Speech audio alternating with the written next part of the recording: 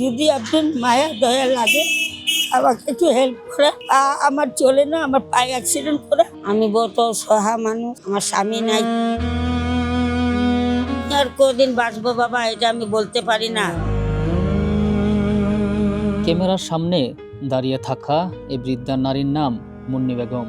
বয়স প্রায় ৬৫ বছর। জীবনের শেষ প্রান্তে এসে যে কষ্ট তিনি বয়ে বেড়াচ্ছেন তা ভাষায় প্রকাশ করা কঠিন। দেখুন, তার হাত পা ভাঙা, স্বাভাবিকভাবে চলাফেরা করার শক্তি নেই। একসময় যাদের উপর ভরসা ছিল স্বামী কিংবা ছেলে, আজ কেউই নেই তার। আমি বহুত সহা মানুষ, আমার স্বামী নাই, ছেলে নাই, 3 মেয়ে, 1 মেয়ে পাগল। আমি এই 1 মেয়ে যে পাগল তার ঘরে 5টা বাচ্চা। এটা নিয়ে সহা মতন চলি, ভিক্ষা করে খাওয়াই। আর কদিন বাঁচবো বাবা এটা আমি বলতে পারি না।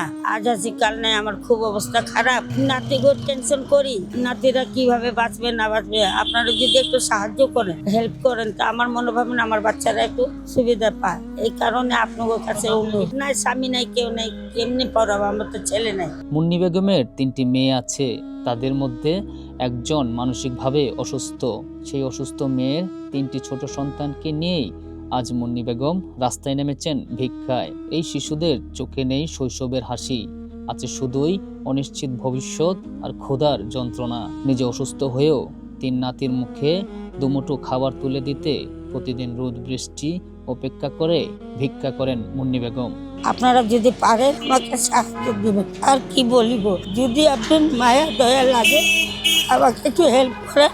আমার চলে না, আমার পায়ে অ্যাক্সিডেন্ট করে, হাত পা আমার অচল, আমি প্রতিবন্ধী। পারলে একটু হেল্প করি, এই আপনার কাছে অনুরোধ। আর থাকলো আর কোনো নেই আমার কাছে, আমি খুব অসহায় মানুষ। পারলে আমার নম্বরে কিছু পাঠাবার চেষ্টা করি। প্রশ্ন হলো, এই সমাজে কি মুন্নি বেগম একাই একজন অসহায় বৃদ্ধা, আর 3টি শিশুর দায়িত্ব কি শুধু তার কাঁধেই থাকবে?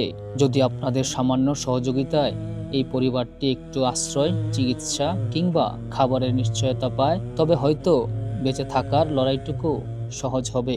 মানবতার পাশে দাঁড়ান, মুন্নি বেগমের পাশে দাঁড়ান। ৬৫ বছর বয়সে ভিক্ষার বোঝা মুন্নি বেগমের কান্না। ক্যামেরায় আশিককে সঙ্গে নিয়ে আমি মোহাম্মদ সোহেল রানা, ঢাকা প্রেস, ঢাকা।